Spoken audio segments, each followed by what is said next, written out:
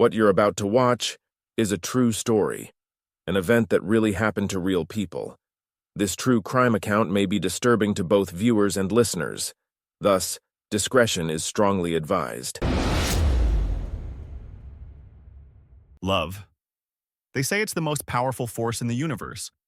But what happens when love becomes possession? When acceptance turns to obsession? When the line between passion and control disappears? In the early hours of November 10th, 2024, a young woman sat in her car, probably thinking she was finally free. Free to pursue her dreams of becoming a nurse. Free to be herself. Free from a relationship that had kept her hidden in the shadows for 2 years. She didn't know that freedom would cost her life. 3 gunshots shattered the silence that night in Greensboro, North Carolina. And in those fatal moments, Koko Hamilton became more than just another statistic. She became a tragic reminder that sometimes the most dangerous moment in any relationship is when you try to leave. Welcome back to True Crime Stories 24/7, where we share real stories to help keep you and your loved ones safe. Before we continue with this heartbreaking story of love, identity, and tragic violence, please take a moment to subscribe to our channel and hit that notification bell. Your support helps us spread awareness about these crucial issues that could save someone's life. Tonight's story is about Koko Hamilton. She was just 25 years old, a vibrant soul who lit up every room she entered.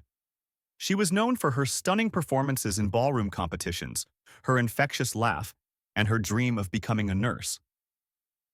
But most importantly, she was known for her courage to live authentically as herself, no matter what anyone thought. But there was one person who didn't want the world to know about their love. Jeremy Reynolds, a 31-year-old man who dated Koko for 2 years, kept their relationship in the shadows. He claimed to love her, but only behind closed doors. Never in public. Never where anyone could see. For 2 years, Koko lived with this secret. She accepted the hidden texts, the late-night visits, the strict rules about who could know about their relationship. But eventually, she decided she deserved better. She deserved to be loved openly, proudly, without shame. That decision would seal her fate.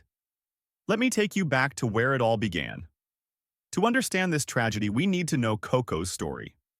And it starts with an extraordinary moment of courage, when an 11-year-old child looked up at her mother and said, "Mama, I want to transition." That mother was Toy Nicole Ratliff. She remembers that day clearly. Her child, who would become known as Koko, showed a bravery far beyond her years. "You wouldn't imagine that a young person would know it at that age," Toy told reporters, her voice full of pride even through her grief. "But she did. And I told her, I'll support you through it. But if you do it right." And she had it from there. This support helped Koko bloom into the woman she was meant to be.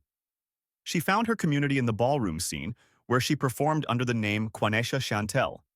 Friends described her as pretty as hell and a bougie little thing. She was known for her radiant complexion and stunning outfits, which she showcased throughout the southern states and even in Chicago. But Koko wasn't just about glamour and performance. She had big dreams. She had just enrolled in nursing school, a profession her friends said was perfect for her caring nature. She was building a future that Jeremy Reynolds would violently cut short.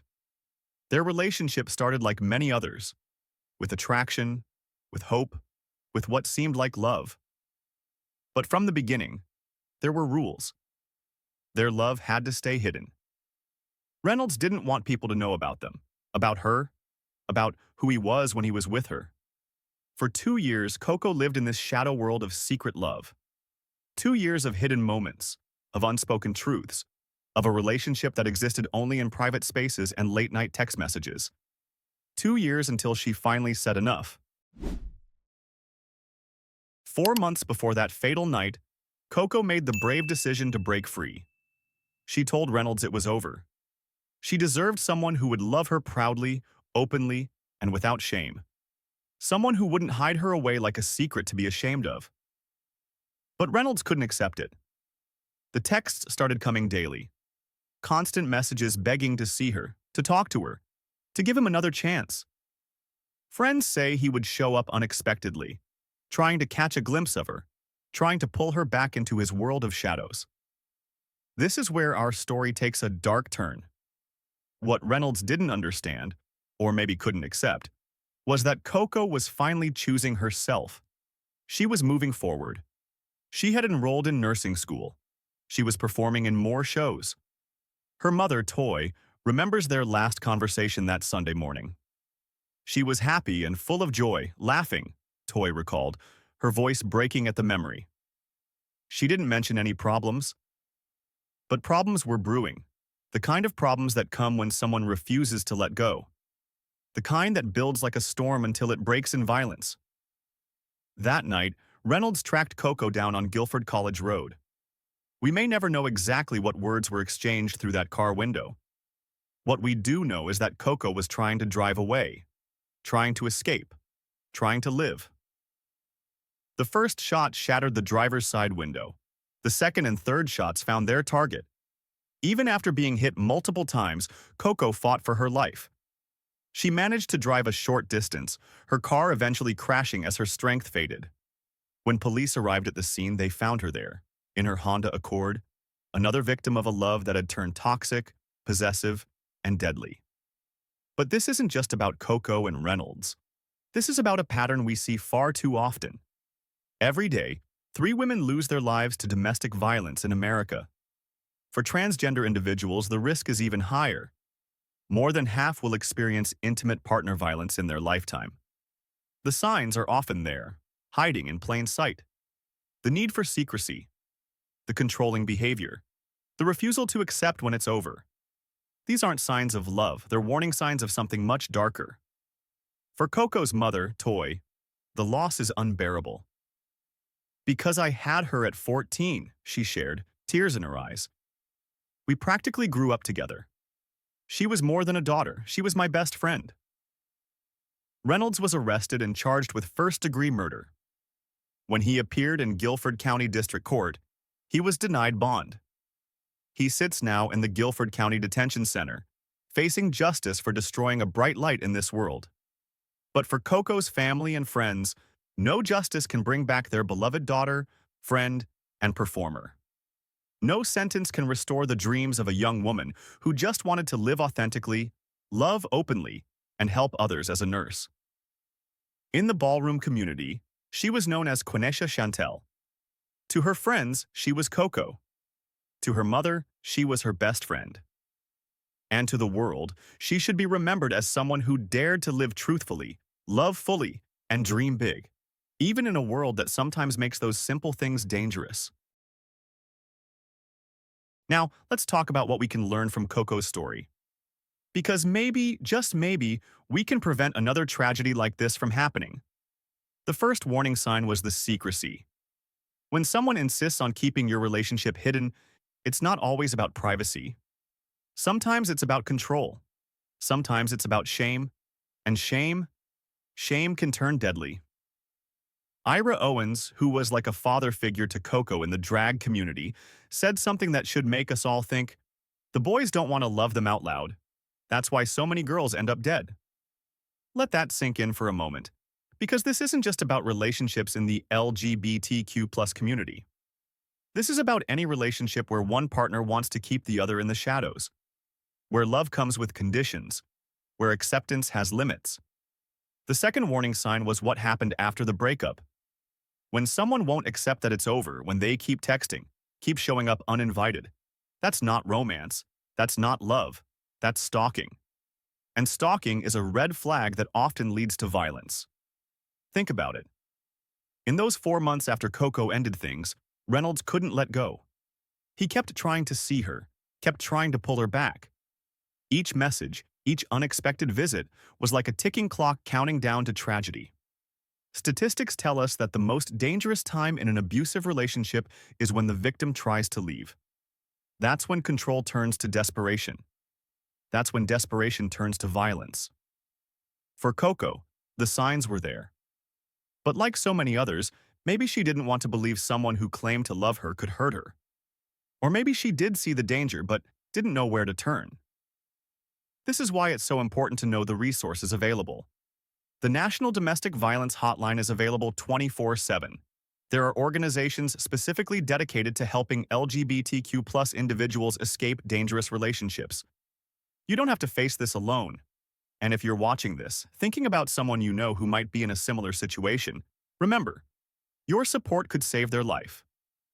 Sometimes, just letting someone know they have a safe place to go and a shoulder to lean on can make all the difference. Koko had that support.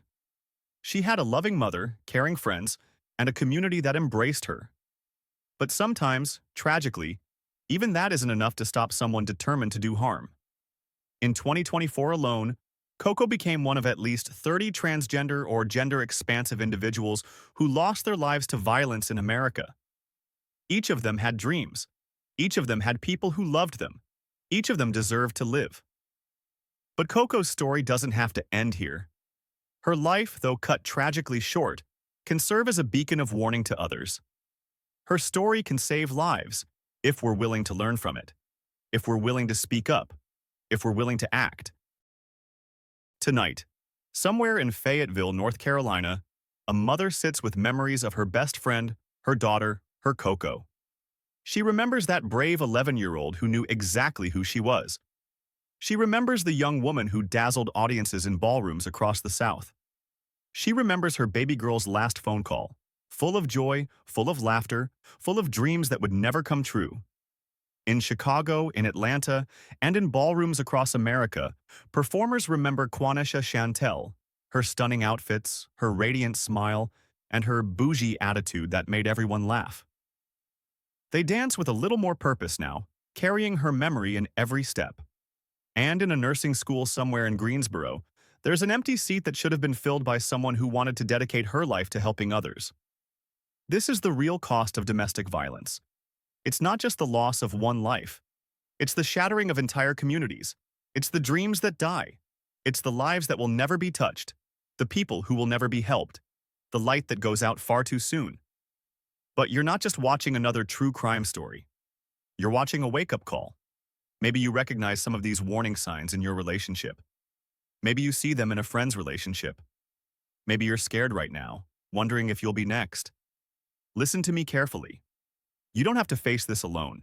If someone is keeping you in the shadows, if they're controlling your movements, if they won't accept your decisions, reach out. Call the National Domestic Violence Hotline. Contact your local LGBTQ plus support organizations. Tell someone you trust. Don't wait until it's too late. And if you're watching this, knowing someone who might be in danger, be their lifeline. Be their safe space. Be the person who helps them. Remember Koko Hamilton. Remember how she lived, boldly, authentically, chasing her dreams. Remember how she died, trying to break free from someone who claimed to love her but couldn't let her go. Most importantly, remember this. Love doesn't hide you. Love doesn't control you. Love doesn't kill you. Real love lets you shine. Before we end tonight's story, take a moment to share this video. Your share could reach someone who desperately needs to hear this message. Subscribe to our channel to help us continue spreading awareness about these critical issues. And to Koko, to Quanesha Chantel, to the bright spirit who just wanted to help others and live freely, we promise your story will save lives. We promise your death will not be in vain. This is True Crime Stories 24/7, reminding you to stay safe, stay aware, and remember, your life matters. Your dreams matter. Your freedom matters. Until I come your way again, be good. Thanks for watching. God bless you.